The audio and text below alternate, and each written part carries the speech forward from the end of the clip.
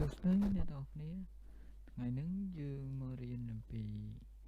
រូបមន្តមួយទៀតគេហៅថា VLOOKUP យើង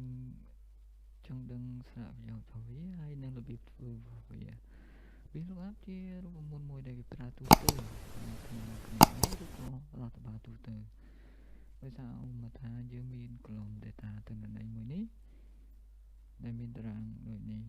អញ្ចឹងយើងចង់យកទិន្នន័យនេះមកដាក់ sheet នេះវិញដោយគ្រាន់តែយើងយកតែ grand total ទេយើងដឹងថា label នេះវាដូចទៅនឹង label មួយនេះអញ្ចឹងយើងគ្រាន់តែប្រើរូបមន្ត VLOOKUP វានឹងទាញយកទិន្នន័យមកនៅក្នុង column នេះអញ្ចឹងយើងចូលមកពីរបៀបធ្វើចុចស្មើ VLOOKUP អូខេហើយគេដាក់ថា looking value យើងចុច looking value នឹងមកតមកយើងក្បៀ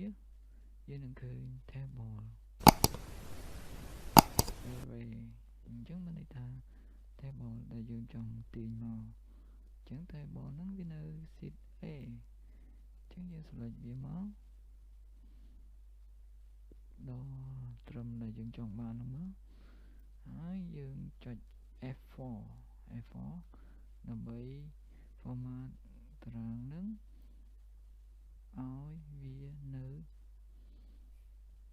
មួយកន្លែងហើយចុចកាម៉ាហ្នឹងមកវាថា index number បានន័យថាយើងចង់បានcolumn មួយណាដែលយើងចង់បានគឺ grand total ហ្នឹងអញ្ចឹងយើងរាប់ពី sheet B នេះមកដល់ O នេះតែចំនួនបានខ្ញុំរាប់ទៅឃើញ14អញ្ចឹងចាំរាប់ម្ដងទៀតមកហើយយើងកាត់មកទៅផ្ទុយពីហ្នឹងយើងឲ្យវាជា0អញ្ចឹងវានឹង look number ឲ្យមកយើងហើយអញ្ចឹងgrand total វានឹងមកជាមួយនឹងទេ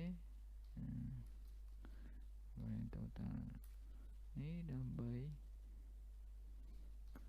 យើងធ្វើ total នេះដើម្បីបញ្ជាក់ថា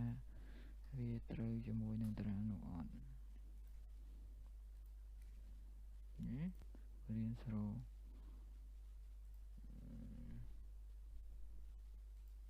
អូខេមេរៀន VLOOKUP